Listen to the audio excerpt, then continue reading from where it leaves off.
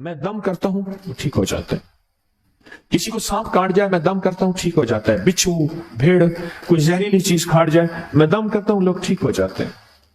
मैं दम करता हूं लोग ठीक हो जाते हैं। कहा कि मेरे पास एक खास अमल है, मेरे पास एक खास अमल है और मैं ये करता हूं लोग ठीक हो जाते हैं। और कहा मेरे पास ये अमल एक चीज का आजमूदा है, मेरे पास कोई जादू का डसा हुआ ऐसा बंदा है जिसको चैलेंज से कह दिया हो कि तुझ पे जादू है।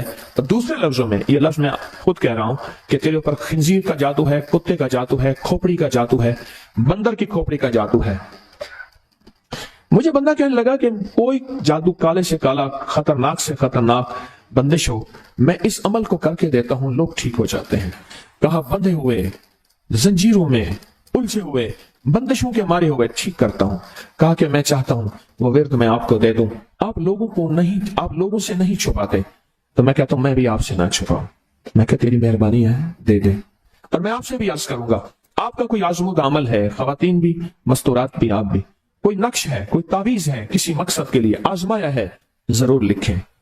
उसके फायदे वजाहत से लिखें, उसकी तरतीब वजाहत से लिखें। कोई टोटका आजमाया है, जरूर लिखें, इंसानियत को नफा होता है। तो मैंने कहा बता दे मुझसे कहने लगा कि मैंने दरूद इब्राहिमी का चिल्ला किया हुआ है, मैंने दरूद इब्राहिमी का चिल्ला किया हुआ है। मैं इन सब मकासद के लिए दरूद इब्राहिमी पढ़ता हूं और मैं दरूद इब्राहिमी पढ़ता हूं और पढ़ के किसी को दम कर देता हूं, किसी पे थुतकार देता हूं, किसी पे क्या करता हूं, बस मेरे पास दरूद इब्राहिमी है और मैं दरूद इब्राहिमी से सारे काम लेता हूं। कहा कि यहां तक कि मैं सफर में जाता हूं और मेरी चाहत होती है कि मैं ये खाने को मुझे मिले, ये पीने को मिले, मुझे इस तरह की रिहाइश मिले, इस तरह। कहा दरूद इब्राहिमी पढ़ता हूं, मुझे यकीन है और वैसे हो जाता है। सोचें, जिस दरूद इब्राहिमी को नमाज में मेरे कमली वाले ने उसका इंतखाब किया है, वो कोई चीज आखिर होगी ना। सोचे तो सही, आखिर वो कोई चीज है सही, ऐसे तो नहीं है, वो चीज है ऐसे तो नहीं है। कहा कि मेरे पास दरूद इब्राहिमी है, मेरे पास दरूद इब्राहिमी, और मैं लोगों का इससे इलाज करता हूं और लोग ठीक होते हैं, उनके मसले हल होते हैं, उनकी बंदिशें जादू टूट जाते हैं। तो मैं तो चाहता हूं कि आज हम ये दरूद इब्राहिमी का अमल करें, इंशाल्लाह ये तासीर भी मिल जाएगी और साथ जो बरकत की चाहत है कि अल्लाह कभी मुझसे बरकत न छीनना।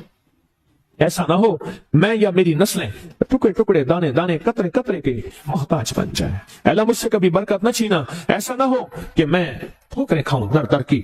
ऐ सखी आका मुझसे बरकत न छीनना कि मेरे अंदर बस सब कुछ खत्म हो जाए और मैं दुनिया के सामने जलील बन जाऊं और लोग मुझ पे हंसे। अल्लाह मुझसे बरकत न छीनना और मेरी नस्लों से बरकत न छीनना।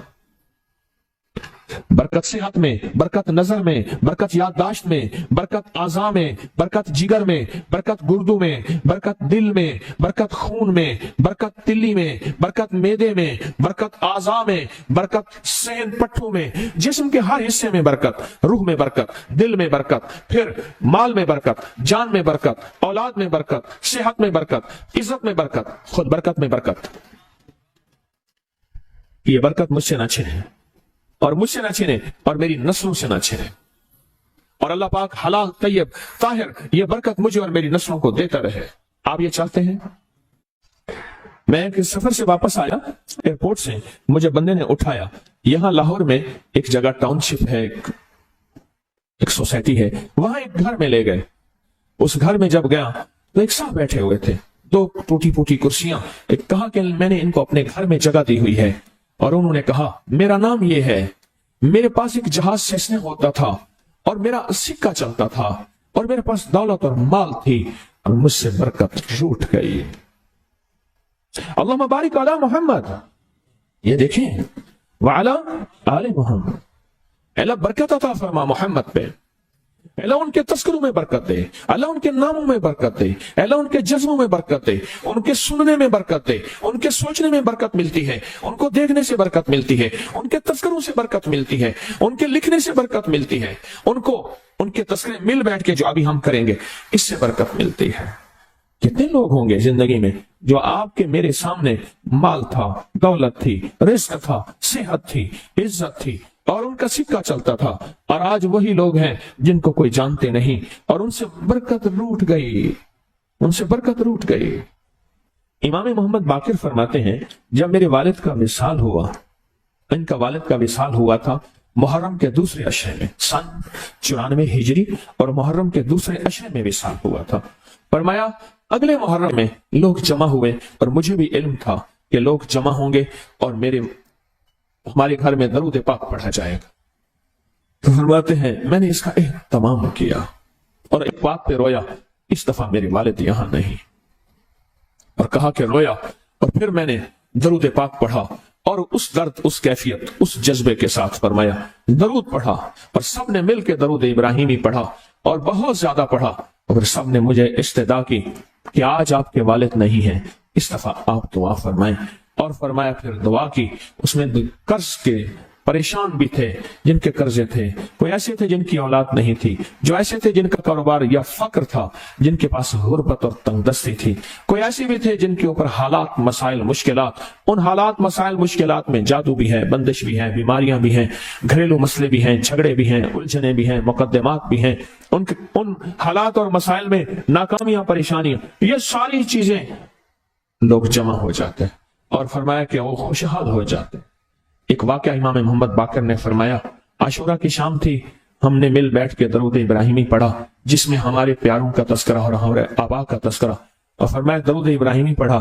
ایک شخص بالکل مفلس تھا اور وہ یمن کی کسی بستی سے آیا تھا، عاشورہ کے دن کتنے دن کا سفر کر کے آیا تھا، اس کی کمزور سی اونٹنی تھی، اس کے پاس بھی کھانے کو نہیں تھا، اس کی اونٹنی کے پاس بھی کھانے کو کچھ نہیں تھا۔ وہ آیا اور آ کے دعا میں شامل ہوا اور ہمارے ساتھ بیٹھ کے درود ابراہیمی پڑھتا رہا۔ کہا وہ بدو تھا، اسے درود ابراہیمی صحیح پڑھنا بھی نہیں آتا تھا، ہم دیہاتی کہتے ہیں، عرب میں اس کو دیہات میں رہنے والوں کو بدو کہتے ہیں، اس کو پڑھنا ہی نہیں آتا تھا، اور کہا ہمارے عمل میں شامل ہوا۔ آئندہ سال جب آیا تو اس کے ساتھ 7 اونٹ تھے، اور ہر اونٹ کے اوپر خوشحالی کے اثرات تھے، اور وہ خود خوشحال تھا، اس کے بیٹے ساتھ تھے، اور ہمارے لیے بہت توشے لایا اور ہدیے لایا، اور کہنے لگا کہ میں نے یہاں سے جانے کے بعد وہاں اونٹوں کا کام کیا، اونٹ ایک لیا، اس کو بیچا، بس اس میں برکت کے خزانے مجھے یہ ملے، اور آج میرے پاس خوشحالی ہے۔ اللہم بارک علی محمد، ہاں یہ اس کا ترجمہ ہے، وعلی آل محمد۔ جو برکت ملی تھی محمد آل محمد کو، اس میں سے آج ہم نے حصہ لینا ہے۔ جو برکت ملی تھی، اور جس برکت کو ہر نماز میں ہم پڑھ رہے ہیں، کوئی خیال ہی نہیں کیا۔ ساری زندگی نماز پڑھتے پڑھتے، ساری زندگی اتحیات پڑھتے پڑھتے ہو گئی کہ ہم یہ درود پڑھ کیا رہے ہیں، اور اس درود میں کن ہستیوں کا تذکرہ ہے، خیال ہی نہیں کیا، اس طرح خیال ہی نہیں کیا۔ برکت اپنے غیب کے خزانے سے ملتی ہے، برکت غیب کے خزانے سے ملتی، اور ایک کثرت ہے، ایک برکت ہے۔ کثرت بھی بتا دو، کثرت بھی بتا دو۔ کتی کتنے بچے دیتی ہے؟ سورنی کتنے بچے دیتی ہے؟ سورنی بڑے بچے دیتی ہے، انجیر بہت بچے دیتا ہے۔ ہم مری جا رہے تھے روحانی منزل میں، مری تو ایک جگہ نا کھلی جگہ پہ، وہاں پہاڑوں میں سور ہیں، تو وہاں چھوٹے چھوٹے بچے تھے، بہت بچے دیتی ہے، پر ختم ہو جاتے ہیں۔ میں نے سڑکوں کے کنارے کتے مرے دیکھے ہیں، کبھی بکری مری نہیں دیکھی، آپ نے دیکھی ہو تو مجھے پتا نہیں ہے۔ سڑکوں کے کنارے کتے مرے بہت دیکھے ہیں، میں نے کتوں کے چھوٹے چھوٹے بچے گنے ہیں، 11 تک میں نے گنے ہیں۔ آپ میں سے کہیں کوئی تجربہ ہو تو اس سے زیادہ بھی گنے ہیں، میں نے تو اس سے زیادہ نہیں دیکھے، 8 9 7 بچے ہوتے ہیں، ٹھیک۔ کوئی ایک بچہ، اگر یہ 11 زندہ رہ جاتے تو آج تو میرے خیال میں سڑکوں پہ جگہ نہ ہوتی، کتے ہی کتے ہوتے۔ کیوں؟ اللہ نے حلال میں، بکری میں برکت رکھی ہے، کتا حرام ہے، اللہ نے اس میں کثرت رکھی ہے، کثرت رکھی ہے، یعنی وہ زیادہ ہیں، برکت نہیں رکھی، برکت نہیں رکھی۔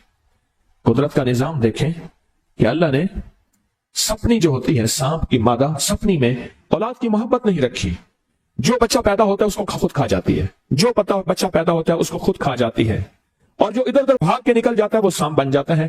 اگر وہ خود نہ کھاتی تو یہاں تو چونٹیوں کی طرح سانپ ہوتے۔